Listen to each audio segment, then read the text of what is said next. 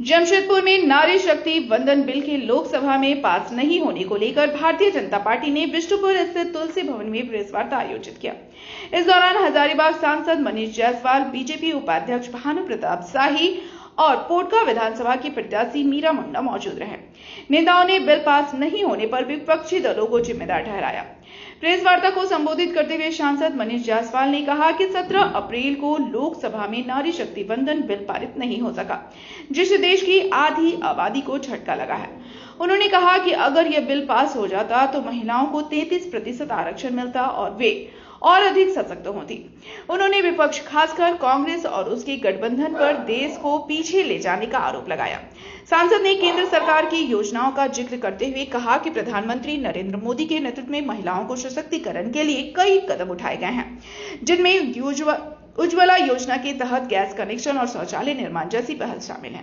वहीं बीजेपी नेता भानु प्रताप शाही ने कहा कि 25 अप्रैल को पूरे प्रदेश में पदयात्रा निकाली जाएगी और इसके बाद प्रखंड स्तर पर भी विरोध कार्यक्रम आयोजित किए जाएंगे। उन्होंने कहा कि पार्टी गांव-गांव जाकर लोगों तक अपनी बात पहुंचाएगी। नहीं मिले, ये उनकी को कीर्ति नहीं मिले कि उनके समय में ये जो बिल है पास भी हुआ और उन्हीं के समय में ये इम्प्लीमेंट भी हुआ। इन लोगों ने, आप देखिए, प्रधानमंत्री जी के बोलने के बाद, आदरणीय अमित शाह जी के बोलने के बाद और ये गारंटी देने के बाद कि किसी भी राज्य को कोई क्षति नहीं होगा, उसके बाद भी इन लोगों ने ये मांगा कि भाई आप बना करके दे दीजिए कि किस राज्य में कितनी सीट होगी। अभी आप देखे होंगे कि डीए बढ़ने का मैटर आया है, केंद्र सरकार के कर्मियों का डीए बढ़ा है, तो उसमें परसेंटेज आया है कि इतना परसेंट हम लोग डीए बढ़ाएंगे। कहीं कर्मचारी वाइज आया क्या कि उसमें कितना पैसा बढ़ा। इसी प्रकार से जो बिल आते हैं उसमें जो सिद्धांतिक मूल्य जो होता है लिखा रहता है, बाकी का डिटेल जिसको चाहिए होता है वो बाद में ले प्राप्त कर सकता है।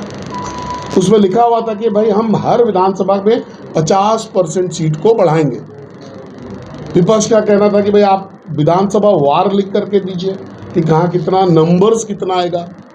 तो 50% अगर हम बढ़ाएंगे तो नंबर कभी भी चेंज नहीं होगा, परसेंटेज कभी भी चेंज नहीं होता है। उसके बावजूद भी अमित शाह जी ने इनको ऑफर दिया कि भाई आप 1 घंटा रुकिए, हम लोग इसको संशोधन कर देते हैं और संशोधन में एग्जैक्ट नंबर्स जो आप चाहते हैं वो एग्जैक्ट नंबर भी हम लोग लेकर के आते हैं। अब तो आपको कोई आपत्ति नहीं होना चाहिए, लेकिन उनका इरादा ही नहीं था। क्योंकि अब आप कांग्रेस का अगर बैकग्राउंड देखेंगे तो 30 साल से लगभग इस बिल पर कांग्रेस जो है किसी न किसी प्रकार से या तो साइलेंट रही है या मैनिपुलेट करके मैनेज करके इस बिल को पास नहीं होने दिया है। इस बार भी उसी इरादे के साथ कांग्रेस आई थी और इस बार तो पूरा इंडी अलायंस जो है, पूरा इंडियन गठबंधन इसी बात को लेकर के आया था कि हम लोग इस बिल को पारित नहीं होने देंगे, जो कि आपको वोटिंग के रिजल्ट में भी दिखा होगा। आपको भी अवसर mileगा बोलने का, जरा हमको पूरा कंप्लीट कर लें, उसके बाद आप जितना प्रश्न करेंगे उसका उत्तर तो हम लोग देंगे। आज अगर आप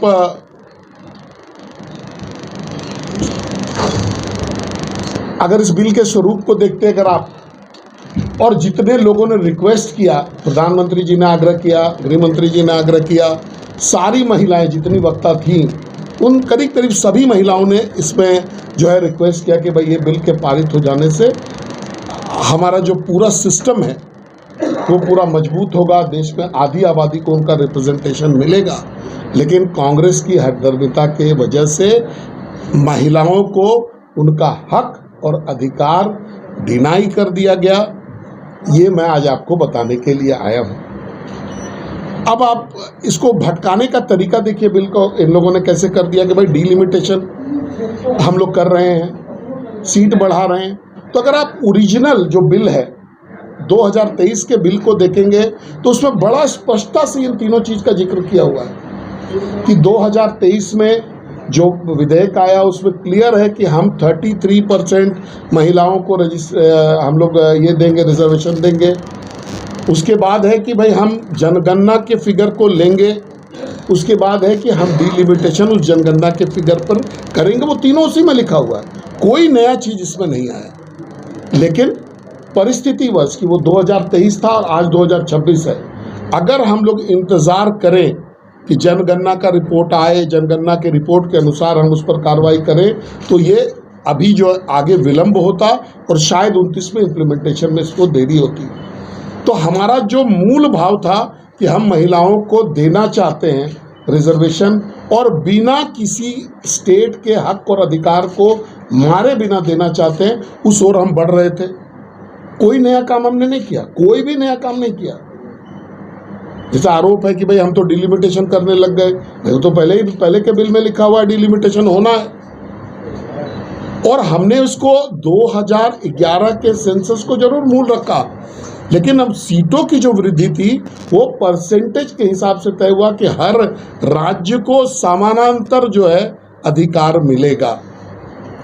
तो इस देश की महिलाएं जो है देख रही हैं कि किस प्रकार से उनके हक को, उनके अधिकार को मारा गया है, और अपने हठ धर्मिता के चलते देखिए इनका कांग्रेस का चाल और चरित्र हमेशा विचित्र रहा है। एक तरफ तो ये लोग कहते भी रहे कि हम लोग चाहते हैं कि ये रिजर्वेशन बिल जो है पास हो, लेकिन दूसरी तरफ वोट जो उनके खिलाफ किया। उससे भी बड़ी बात कि जब ये बिल गिर गया तो आपने देखा होगा कि एक उत्सव मनाया गया, वहाँ पर सब लोगों ने मेज थपथपाया, एक दूसरे के गले लगे, आपस में बधाइयों का सिलसिला चला, और हो सकता है कि शाम को कहीं पार्टी भी हुई, उसका हमको जानकारी नहीं है, लेकिन ये लोग इतने खुश थे इस बिल के गिरने से। तो देश की महिलाएं, देश के तमाम लोग जानना चाहते हैं कि आपको महिलाओं को हक मिल रहा है, उनको अधिकार मिल रहा है, तो उससे कांग्रेस को क्या तकलीफ है। जिस तरीके से ये पूरा वाकया जो है पिछले 3 दिनों में हुआ, ये इस देश को बहुत पीछे ले जाने का काम हुआ है।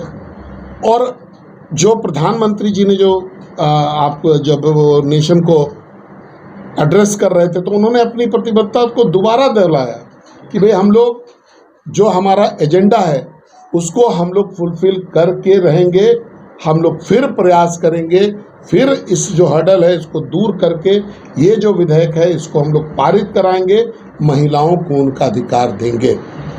तो आपके माध्यम से मैं यहाँ के लोगों को केवल इतना ही बताना चाहता हूँ कि ये जो आज की जो परिस्थिति उत्पन्न हुई है उसमें कांग्रेस का और इंडी गठबंधन का, जिसमें सारे लोग आते हैं, आरजेडी भी आती है, जेएमएम भी आती है, कांग्रेस भी आती है, और जितने भी दल हैं राष्ट्रीय स्तर के जो इंडी गठबंधन के साथ है, उन तमाम लोगों ने मिल करके महिलाओं से उनका हक, उनका अधिकार छीनने का काम किया है।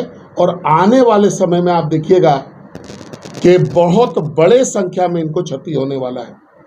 प्रधानमंत्री जी ने एक बात कही जो प्रासंगिक भी है कि महिलाएं बहुत सारी चीज़ों को भूलती नहीं हैं, और बेसिकली वो अपना अपमान कभी भी नहीं भूलती है। तो ये जो अपमान इंडी गठबंधन के लोगों ने किया है, इस अपमान का बदला आप देखिएगा हर दिन, हर पल, हर घड़ी इस देश की महिलाएं जो है वो इस पूरे गठबंधन से लेगी। यही आज का जो है मूल विषय था प्रेस कॉन्फ्रेंस का। 11 साल नहीं, मैं क्यों बोल रहा हूँ, सवाल आप कर रहे हैं तो इसलिए मैं बोल रहा हूँ कि अगले जगह अगर आप जाएंगे तो वहाँ सवाल करने के लिए आप लोगों के पास भी मटेरियल होना चाहिए। 11 साल हमारी शासन है, हम 33% देना चाहते हैं। 60 साल जिन लोगों ने शासन किया वो 1% नहीं देना चाहते हैं, ये 33% देने से भी रोक रहे हैं। तो सवाल भाजपा से होनी चाहिए कि सवाल कांग्रेस से? पहला को लेकर के 2023 मैं आप ही लोग के बात को रिपीट, आप ही लोग के बात को मैं आप ही लोग के बात को बोल रहा हूँ। इसी झारखंड में, एकीकृत बिहार में भी पंचायती राज्य में यहाँ महिलाओं का आरक्षण नहीं था। भारतीय जनता पार्टी की अर्जुन मुंडा जी के नेतृत्व में सरकार बनी और 50% आरक्षण हम लोगों ने पंचायती राज में दिया। भारतीय जनता पार्टी पूरी तरीके से कमिटेड है महिलाओं के आरक्षण के लिए। इसलिए मैं इस बात को बोल रहा हूं, जैसे हमारे माननीय सांसद जी ने बताया कि जिस दिन से मोदी जी आए हैं उस दिन से महिला सशक्तिकरण के एक करके सीढ़ी उन्होंने चढ़ा। हमने पंचायत में उनको आरक्षण दिया, हमने उनको मूलभूत सुविधाएं दी, हमने उनको नारी सशक्तिकरण के रूप में बेटी बचाओ बेटी पढ़ाओ से लेकर के तमाम चीज़ों के रूप में उनको मजबूत करने का काम किया। अब नारी को कानून बनाने के अधिकार में शामिल करने का जब विषय आया, जब 2023 में आप साथ में थे यही 33% आरक्षण के लिए, तो 2026 में आप क्यों भाग रहे हैं? विपक्ष का साफ तौर पर कहना है ना कि डिलिमिटेशन नहीं, मैं आप ही के विषय पर आ रहा हूँ। के साथ इसको पास करते बिल्कुल, डिलिमिटेशन के काउज पर आप ये बात को बताना चाह रहे हैं। मैं आपसे पूछना चाहता हूँ, ये 1971 में इसको फ्रीज किया गया। किसने फ्रीज किया? श्रीमती इंदिरा गांधी जी। जबकि हमारा बाबा भीमराव अंबेडकर जी का बनाया हुआ संविधान यह शक्ति देता है कि डिलिमिटेशन अनवरत चलने वाली प्रक्रिया है, जैसे जैसे संख्या बढ़ती जाएगी वैसे वैसे हम लोग इसको डिलिमिटेशन के माध्यम से पार्लियामेंट में मामला ला करके अपने संख्या के हिसाब से लोकसभा विधानसभा को बनाने का बढ़ाने का काम करेंगे। क्यों रोका आपने? आपका मकसद 50 साल इस देश पर शासन करना था, हुकूमत करना था। मैं कांग्रेस से सवाल कर रहा हूं, आप ही लोगों के माध्यम से। क्यों रोका आपने? क्यों फ्रीज किया? क्या उद्देश्य था इसके पीछे? क्या तर्क था आपका इसके पीछे? आप बता सकते हैं क्या? नहीं बता सकते हैं। अब जब तमाम प्रक्रिया अड़चन को दूर करते हुए 2026 उस 50 साल को हम लोग पूरा किए, मोदी जी ने बड़ी ईमानदारी से इस बिल को लाया, वो 50 साल पूरा होने पर, तो कांग्रेस को इसमें सपोर्ट करना चाहिए था कि नहीं करना चाहिए था? और हम इसलिए लाए इस बिल को कि हम 2029 के असेंबली और पार्लियामेंट का चुनाव में 33% आरक्षण देना चाहते हैं। हम तो 1 नेशन 1 इलेक्शन भी लागू करना चाहते हैं, देश में एक साथ चुनाव हो, विधानसभा का भी लोकसभा का भी, और 33% आरक्षण पूरे देश में एक साथ लागू, ताकि किसी को ये मौका नहीं मिले कि वो लोकसभा का भी चुनाव लड़े, वो विधानसभा का भी चुनाव लड़े। अलग अलग जब चुनाव होगा तो अगर जो विधानसभा में हारेगा वो लोकसभा में लड़ेगा, जो लोकसभा में हारेगा वो विधानसभा में लड़ेगा। बिल्कुल क्लियर कट मोदी जी का जो सोच है वो महिला के हित में है, देश की आधी आबादी के हित में। 70 करोड़ महिलाओं का हत्या करने का जुर्म अगर आज किसी ने किया है तो कांग्रेस पार्टी ने किया, और कांग्रेस के हाथ में वो हथियार पकड़ाने का किसी ने काम किया है तो ममता बनर्जी ने किया है, अखिलेश यादव ने किया है। और महिलाओं की हत्या करने के लिए अगर कोई जिम्मेवार है तो हमारा साउथ के कुछ पार्टियां हैं जो महिला का 70 करोड़ महिला का राजनीतिक हत्या के वो लोग जिम्मेवार हैं। जिस तरह से आपने देखा होगा कि सीता के हरण में शूर्पणखा और रावण का कितना बड़ा योगदान था, उसी तरह से 70 करोड़ हमारी सीता का हरण करने में, उनका राजनीतिक हरण करने में शूर्पणखा और उनके भाई का कितना बड़ा रावण का रोल रहा है, यह आप लोगों से छुपा हुआ है। हम लोग बहुत विचलित हैं कि जब कोई एक महान पुरुष आकर के गद्दी पर बैठता है और वह एक देश में आमूलचूल परिवर्तन करना चाहता है, अच्छा परिवर्तन करना चाहता है, नया दिशा देना चाहता है, वैसे समय पर कांग्रेस की जो संकुचित मानसिकता है वह सोचती है कि कांग्रेस ही संविधान का जो भी तोड़ मड़ोड़ कर सकती है, वह हक केवल कांग्रेस को प्राप्त है। डिलिमिटेशन होगा, सीटें बढ़ेंगी, मोदी जी के गुणगान होगा, ये कांग्रेस नहीं चाहती है। लेकिन कांग्रेस दिनों दिन यह काम करके स्वतः अपने समाप्ति की ओर बढ़ रही है। आपने झारखंड का विषय को उठाया, झारखंड के डिलिमिटेशन फ्रीज है, 2006 में ड्यू था, आज 2026 है, 20 सालों से फ्रीज। अगर यहाँ डिलिमिटेशन होता है, जो मानक अनुपात हम माननीय सांसद जी बता रहे थे, उसी अनुपात में हम आगे बढ़ते हैं। हमारा यहाँ जो 81 सीट है वो बढ़ करके 120 से 125 के आसपास होगी, उसमें 33% जब महिलाओं का हक मिलेगा तो ये मंच पर बैठी हुई, चाहे हमारी मीरा मुंडा जी हो, चाहे हमारी मछुआ जी हो, चाहे हमारी शुक्ला जी हो, सारे लोगों को अधिकार प्राप्त हो। क्यों नहीं चाहती हैं कल्पना सोरेन जी कि यहाँ डिलिमिटेशन लागू हो? आज हमारे यहाँ बोलती हैं कि 50% हम लोग रिजर्वेशन के बाद, कल्पना जी और प्रियंका जी बोल रही हैं। आज आप देखिए 14 सीट हमारा है, वो अगर जब 21 सीट होगा तो 7 महिलाओं के लिए आरक्षित होगा। 7 महिला कौन बनेगा? 7 महिला में 3 सीट जो होगा वो निश्चित तौर पर। और आज के इस प्रेस वार्ता में आपका बहुत बहुत स्वागत। विगत कुछ दिनों में जो घटनाक्रम हुआ है उसको लेकर के ये प्रेस वार्ता आज हम लोग कर रहे हैं। हम सभी लोग जानते हैं कि 17 तारीख को, आज 20 तारीख है, 3 दिन पहले लोकसभा में जो नारी शक्ति वंदन और उसके साथ जुड़े हुए 2 बिल्स जो है वो पारित नहीं हो पाया और इससे आधी आबादी जो इस देश की है उसको एक बहुत बड़ा झटका लगा है। अगर पीछे हम लोग 10-12 सालों का इतिहास देखेंगे तो इस देश में महिलाओं को सशक्त करने के लिए आदरणीय नरेंद्र मोदी जी की सरकार के द्वारा बहुत सारे काम किए गए। करोड़ों शौचालय का निर्माण कराया गया, करोड़ों घरों का निर्माण कराया गया और इन घरों का जो स्वामित्व है वो महिलाओं के नाम पर ही ज़्यादा से ज़्यादा है। आज के दिन में लगभग 10 करोड़ गैस का कलेक्शन देकर के महिलाओं को जो है धुआं से मुक्ति दिया गया। बहुत सारे स्कीम से जोड़ करके महिलाओं को जो है ऋण दे करके इनको उद्यमी बनाया गया और आज मुद्रा में ही देखिएगा अगर तो अधिकांश लोन जो है वो महिलाओं के नाम से है। ये जो अधिनियम हम लोग लेकर के आए थे, अगर ये पारित हो जाता तो आधी आबादी को उनका आधा हक जो है ये मिल जाता और नरेंद्र मोदी जी उसी ओर प्रयासरत थे कि भाई उनको जो है महिलाओं को उनका हक मिलना चाहिए। ये कोई इलेक्शन में उनका प्रतिनिधित्व का विषय नहीं है, ये उनके हक का विषय है। चूँकि उनकी आबादी आधी है तो धीरे धीरे करके उनका जो क्लेम भी है वो 50% बनता है और उसका जो है हम लोग को उनको देना चाहिए था। अब आप देखिए 2023 में जो ये बिल पारित हुआ उस बिल में बड़ा क्लियर मैंडेट है कि भाई 33% महिलाओं को हम लोग आरक्षण देंगे। आगे जो है जब जनगणना आएगी उसके बाद डिलिमिटेशन होगा, उसके बाद इनको अकोमोडेट किया जाएगा।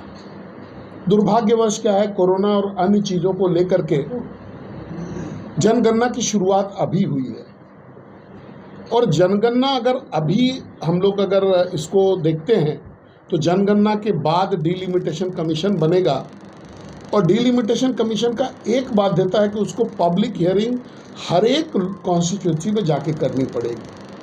अब जब हम लोग हर एक बोल रहे हैं तो विधानसभा की भी हर एक कॉन्स्टिट्यूंसी में और लोकसभा की भी हर एक कॉन्स्टिट्यूंसी में जो है ये करना पड़ेगा। तो इतना 5000 जन सुनवाई ये आसान नहीं है और एक दिन में नहीं हो सकता है। इसी को लेकर के कि भाई अगर हमारी प्रतिबद्धता है कि हम अपनी महिलाओं को 33% रिजर्वेशन देना चाहते हैं चुनाव में, तो हम लोगों ने ये किया कि भाई हम लोग इसको पुराने डाटा पे, क्योंकि नए पे संभव नहीं है, 2029 में वो हो नहीं पाएगा, फिर ये आगे बढ़ जाएगा। और आगे ऑलरेडी अगर हम लोग इसको देखेंगे तो 95 से आदरणीय देवेगौड़ा जी जब प्रधानमंत्री थे तब से ये प्रयास चल रहा है। उसके बाद अटल बिहारी वाजपेयी जी ने भी प्रयास किया, उसके बाद मनमोहन सिंह जी की भी सरकार ने प्रयास किया, लेकिन कांग्रेस ने किसी न किसी तरीके से इस पूरे विधेयक को अटकाया। एक बार भी कभी पास नहीं होने दिया, चाहे वो उनके अपने समय में ही क्यों नहीं हो। उन्होंने पास करने में कोई मदद जो है या कोई भी हेल्पिंग हैंड जिसको बोला जा सकता है वो उन्होंने नहीं दिखाया। मोदी जी प्रतिबद्ध थे, 2023 में उन्होंने पारित करवाया और इस मजबूत इरादे के साथ कि हमको 2029 में देना है, ये रिजर्वेशन महिलाओं को देना ही है, उनका हक और उनका अधिकार उनको मिलना चाहिए। उन्होंने ये संशोधन विधेयक लेकर के, अब चूंकि सीट बढ़ने की बात है तो कॉन्स्टिट्यूशनल अमेंडमेंट का विषय आया, हम लोग कॉन्स्टिट्यूशनल अमेंडमेंट भी लेकर के आए। उद्देश्य बड़ा क्लियर था कि किसी को नुकसान नहीं हो, किसी राज्य का जो वेट है, पोलिंग वेट जो है वो कम नहीं हो। इस डिलिमिटेशन में उन्होंने इसमें ध्यान रखा गया था कि एक यूनिफॉर्म 50% बढ़ोतरी जो है हर एक विधानसभा में किया जाएगा, यूनिफॉर्म। तो क्यों नहीं ये पहले कॉन्सेंसस बनाया गया ताकि ये बिल कंसेंसस में पास हो सके। क्या ये एक तरह से अभी जो स्टेट्स में इलेक्शन चल रहा है उसके लिए एक मतलब एजेंडा डायरेक्ट बनने का एक कोशिश था? देखिए, हम लोग जब पार्लियामेंट में बैठते हैं ना तो नंबर्स लेकर के नहीं बैठते हैं, मुद्दे लेकर के बैठते हैं कि इस देश के लिए क्या हितकर है। ये जो महिला बिल था, नंबर तो सबसे ज्यादा जरूरी नहीं, एक मिनट, आपकी बात का जवाब दे रहे हैं आपको, उसमें आपके सारा जवाब मिल जाएगा। जब 2023 में पास हुआ था तो ये यूनानिमसली पास हुआ था, सभी दलों ने इसका समर्थन किया था। उसमें क्रक्स यही था कि 2029 से ये लागू हो जाए। हम लोग फिर से इस नंबर्स को लेकर के आए कि भाई 2029 में लागू होना, और हम भी चाहते हैं, इसलिए हम जल्दी करना चाहते हैं कि 2029 में लागू हो जाएगा। तो लोगों को भी पहले से पता था, लेकिन राजनीति करके लोगों को ऐसा लगा कि हमने नरेंद्र मोदी के बिल को गिरा दिया, हमने भारतीय जनता पार्टी को हरा दिया। ये गलतफहमी उनकी है, लेकिन अगर आप देखेंगे तो उन्होंने हराया इस देश की महिलाओं को, धोखा दिया उन्होंने देश की महिलाओं को। और एक कॉन्सेप्ट चलता है अंतरात्मा की आवाज़। अगर मेरे दिल से, अगर हम अपने दिल में क्लियर हैं कि हम महिलाओं को उनका अधिकार देना चाहते हैं, तो हम अपने अंतरात्मा की आवाज़ पर मतदान करेंगे। और ऐसा अगर होता, आप पॉलिटिशियन, आप जानते हैं कि टाइमिंग एक बहुत इम्पोर्टेंट चीज़ होता है। और ये बिल अभी जो लाया गया, क्योंकि टीएमसी में हो रहा है, टीएमसी सबसे ज़्यादा महिला सांसद भेजती है, तो ये टीएमसी का मुंह में भी धब्बा नहीं हुआ? देखिए, आपने अपना जवाब खुद ही दिया कि टाइमिंग बहुत इंपॉर्टेंट चीज़ होता है। एग्जैक्टली यही काम नरेंद्र मोदी जी की सरकार करने जा रही थी कि अगर आज ये बिल हम नहीं लेकर के आते तो 2029 में हम इसका इम्प्लीमेंटेशन नहीं कर सकते, इसीलिए हम लोग लेकर के आए। और अगर हम इसको छोड़ देते अपने आप पे, तो ये डिलिमिटेशन कब होता, उसके बाद उसका पब्लिक हियरिंग कब होता, उसका रिपोर्ट कब आता, उस रिपोर्ट के बाद में उसका फाइनलाइजेशन कब होता, अडॉप्शन कब होता, तब जा कर के उसका ये जो है प्रैक्टिस में आता। तो डेफिनेटली प्रधानमंत्री जी ने भी अपने वक्तव्य में उन्होंने कहा था, गृह मंत्री जी ने भी कहा था कि ये जो समय है, समय ही एसेंस है इसका, और इसीलिए हम लोग इसको जल्दी जल्दी लाना चाहते हैं ताकि हम लोग 2029 में इसको पकड़ पाएँ। अब देखिए, कहने वाले लोग और बोलने वाले लोग, हर समय कोई ना कोई चीज़ चलते रहेगा। अगर अभी बंगाल का और तमिलनाडु का इलेक्शन निकल जाए तो आगे यूपी का इलेक्शन आने वाला, आप उस पर आरोप लगाएंगे कि भाई यूपी का इलेक्शन आ रहा था तो आपने इसलिए कर दिया। इस देश में हमेशा कोई ना कोई घटनाक्रम चलते रहता है, लेकिन भारतीय जनता पार्टी इस मुद्दे पर गंभीर थी, सीरियस थी, इसलिए उन्होंने निर्णय किया कि हम लोग इस बिल को लेकर के आएंगे, एक स्पेशल सेशन में लेकर के आएंगे और महिलाओं को उनका हक और अधिकार दिलवाएंगे। % सीटें बढ़ती, उसके बाद झारखंड में जो है ये 14 सीट से बढ़ करके 21 सीट होता, और 7 सीट जो है 21 का 33% वो महिलाओं के लिए रिजर्व होता। ये अपेरेंट लाभ झारखंड का था। इसी प्रकार से पूरे देश के राज्यों में इसी प्रकार के का जो है मैथमेटिक्स पॉसिबल होता। ये मामला तो विधानसभा का भी रुका हुआ है, डिलिमिटेशन का पूरा देश में लागू हो गया झारखंड छोड़ के। देखिए एक फ्रीज 1971 से एक फ्रीज चला आ रहा है, वो फ्रीज 2026 में खत्म हो गया। अब डिलिमिटेशन नेचुरल प्रोसेस में ही पूरे देश में होना है, और ये एक संवैधानिक प्रक्रिया है। मतलब ऐसा नहीं है कि कोई संविधान में इसको पावर नहीं दिया गया है। आप समझिए कि जब देश की आबादी 27 करोड़ थी और आज के दिन में 140 करोड़ है, पहले सीट्स का जो ये था, एक आंकड़ा भी मैं आपके लिए लाया हूँ, अगर आप बताएंगे तो हम कि कितना सीट्स का जो है आज के दिन में सृजन होना चाहिए। अभी 60,000 से लेकर के 39 लाख तक लोकसभा की सीटें हैं। अगर हम लोग झारखंड की बात करें तो झारखंड में भी आपके जमशेदपुर सीट का पॉपुलेशन का यहीं का आंकड़ा आपको बता रहे हैं कि यहाँ पर 32 लाख की आबादी पर एक सांसद है। 32 लाख की आबादी पर एक सांसद है। जब हमारा संविधान लिखा गया था उस समय ऐसी परिकल्पना नहीं की गई थी कि सांसद का क्षेत्र इतना बड़ा होगा कि सांसद अभी अपने सारे लोगों से मिल नहीं सकता। अगर वो चाहे भी तो 5 साल के दौरान वो अपने सारे वोटर्स से मिल नहीं पाएगा, वो अपने सारे क्षेत्र के गांवों का विजिट भी शायद नहीं कर पाएगा, क्योंकि जितने दिन है उससे ज़्यादा गांव हैं। तो जो ड्यूटीज़ है एक सांसद की, वो ड्यूटी में वो करने में नाकाम हो जाता है, चूँकि एरिया क्षेत्रफल उसका बहुत बड़ा हो जाता है, आबादी सर्विंग पॉपुलेशन जो वो बहुत बड़ी हो जाती है। इसको लेकर के डिलिमिटेशन एक प्रोसेस है जो कि कॉन्स्टिट्यूशन में, संविधान में लिखा हुआ है कि समय समय पर इसका किया जाना है। उसी प्रक्रिया में 2026 में जब भी ये सेंसस का रिपोर्ट आ जाएगा, सेंसस के रिपोर्ट के आने के बाद डिलिमिटेशन का प्रोसेस भी चलेगा, लेकिन तब तक शायद 2029 का जो चुनाव है उस पर यह रिजर्वेशन शायद नहीं लागू हो पाएगा। ये बिल गिरने से सबसे बड़ा नुकसान यही हुआ है।